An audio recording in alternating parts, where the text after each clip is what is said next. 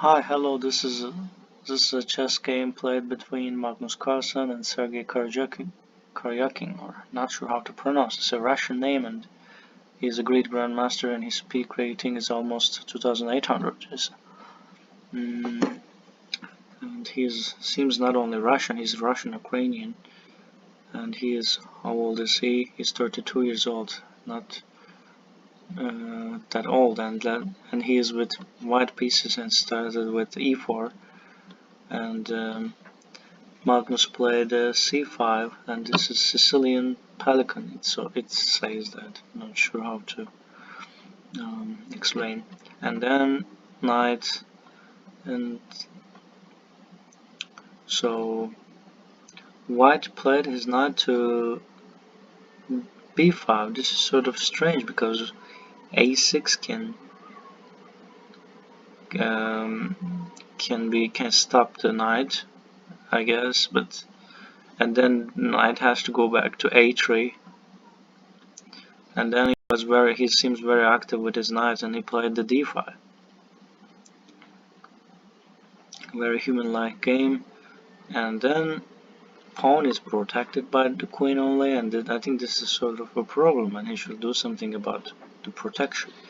And he played a c4. It's sort of unusual, but not super unusual though. He played c4,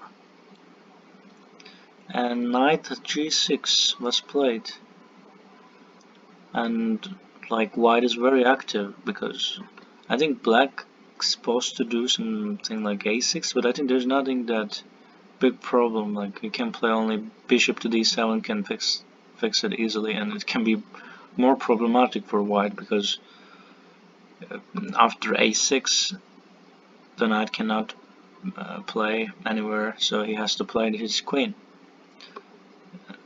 somewhere else, and then he didn't go back to d1. Instead he back to b4, and thinking that this is also an active square, and maybe in the future this queen can target this b7 pawn, and there is no piece that can immediately attack this queen there, so it seems safe and not stopping the process of opening of other pieces in this game.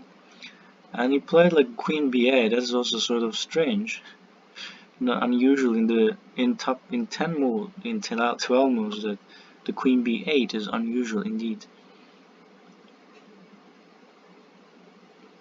So the idea is to protect it and activate the queen somehow, and I think the black will definitely castle this side because there's no this c pawn. Let's see how he will. And he played h4, like so, and then I played h5, and Magnus thinks, I guess, like like there's something wrong maybe, and he played the bishop e3 later, and then I think there's no tactic, but he is just developing the pieces. There's no immediate tactic except this a7. a7 is sort of a problematic, so he should play one of the pawns. And if he played this pawn a6 before, then this knight won't be any problem, but he was like, black is like, okay, I'm okay with it, I will deal with this problem. And alternatively, he can just take this knight with this bishop, but he doesn't want to give up on this bishop. And this a6 can give the message like get out, and c3. Bishop e7 was played by Magnus Carlsen, and it's also pushing this pawn, and he has to play g3 and then castle. So as I said, he has to play this castle this side, and he played castle this side. But here I see this white pieces are very active somehow, like d3 can be played. Instead he targeted e2, he targeted h5 with e2 move. So an only move to protect this is the bishop, but Magnus just ignored it, just said that take it, I don't care. But thinking that there is a better chance of winning a piece there, I guess, I don't know. But so I think that is also something good for black. So after white take it, and then black take it, and then white take it, and white cannot. So I think in this case, white seems not that bad. That I don't know why, but black pieces are suddenly more active after this exchange. Mm, and alternatively, playing g4 doesn't make this pawn stronger. Actually, this pawn will die soon, I guess, um, because there's no much protection, and playing like f5 after take the bishop takes, and then that f5 pawn, so that f5 pawn will create weaknesses in the king side. So that's why I think he was trying to do something else. But the engine thinks the game is equal, but it seems fine. And after take, and he took this to h5 pawn. So if he takes it, so still he can take it, and he can take it, and queen cannot take it. So it's like it doesn't change things that much. But now white is up a piece. White is up a pawn. It's not that obvious. He's so according to the engine, the difference is not one, but I don't know. We will see what will happen next. And then castle. I think white can take this knight now. I think if knight, so bishop takes this knight, then this king will be vulnerable sort of, and he can later try to pick up this pawn, and then he can use all the other pieces to attack this side instead of. So and the black pieces are just organized this side, and you can focus on the other king side. And he played the knight. Yeah, so he wants to avoid, that's why I think knight e7. So he wants to get rid of that bishop take g6. And he wants to activate his bishop g5 and white plays aggressively sort of. And then bishop f5 and asking queen when are you gonna play your piece. But in fact this is not very, I don't know, essential for black. It doesn't really achieve anything, I guess. So after this, look, the same, I guess. It doesn't make much difference. I don't know. And he go back.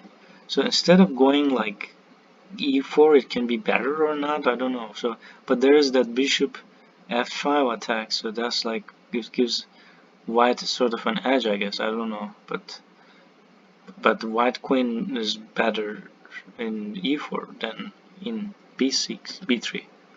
But he is secure in b3, and it still protects this pawn.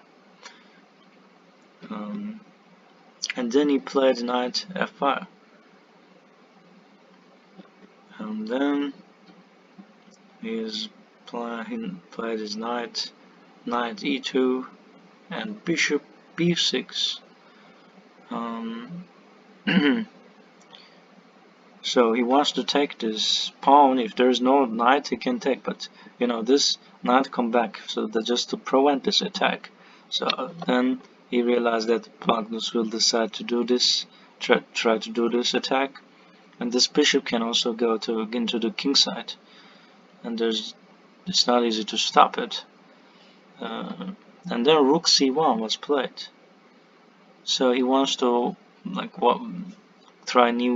gain new paths and try to do something else. And rook a4. So still the game is equal according to the engine. White sort of lose the game. And then that is a very cool move because by Karyakin. So rook c6. This is unusual. And rook c6, white is losing, but after take, bishop takes the rook, and then if he takes, there's a mate in one. But so there is no way to stop this mate. There's no mate in one, by the way. There's a rook protecting. So, but what is maybe there are other tactics involving here. But let's see what he has done. So he just can take it. I think he can take it. There's no worry to do that. But this pass pawn may be problematic. Well, that was an amazing sacrifice from Sergey. And then, so he's like, you can't, but now there's no protection of this pawn, so that's sort of a problem. And he can play like bishop f3, and or still can play like c1, rook c1. And let's see what he played. Instead he played this move, a4. Wow. So if he takes with this pawn, then he will take this pawn, and then he can take this pawn, and that is potentially a pass pawn. But I still don't know why he gave his rook for bishop. That bishop was sent so that he assumed that this bishop is doing better than this rook. So that's cool. And then, wow, black responded with this knight move. Instead, I should think he should just take it. I cannot do that, right? It's not like a Lee chess analysis tool. And then, and then he took with his knight and this and this. Now it's amazing that white is winning because this pawns, I guess.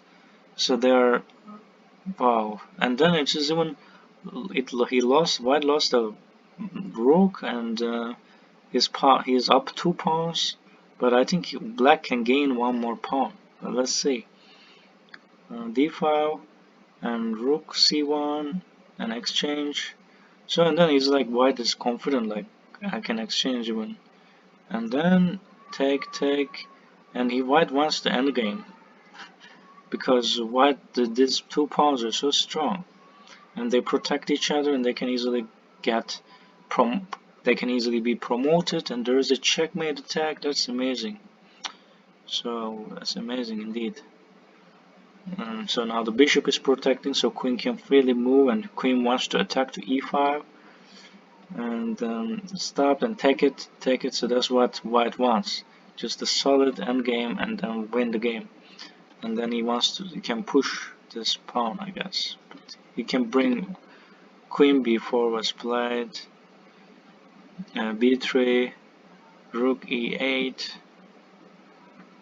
bishop c4, rook e8, 7, sorry. And then white is up 3 pieces.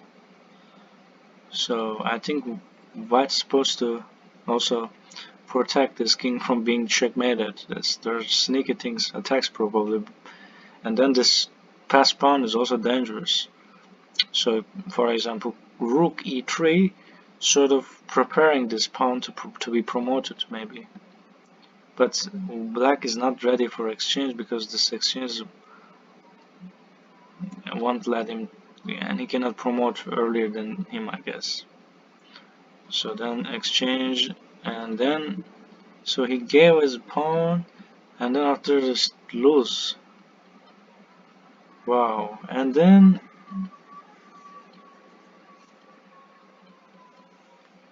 white won, and black is still doing his best, like thinking like, can I do something else? Like he knows that he's losing, but Magnus cannot accept, I guess, the failure. It's like 49. There was like 41 or 12, like stuff which is not good, like 60. So it says, according to the engine, white can promote this piece and can take all of them, and then how it is plus 60, I still have no idea. Anyway, thanks for watching this video, and I find this sacrifice amazing, and see you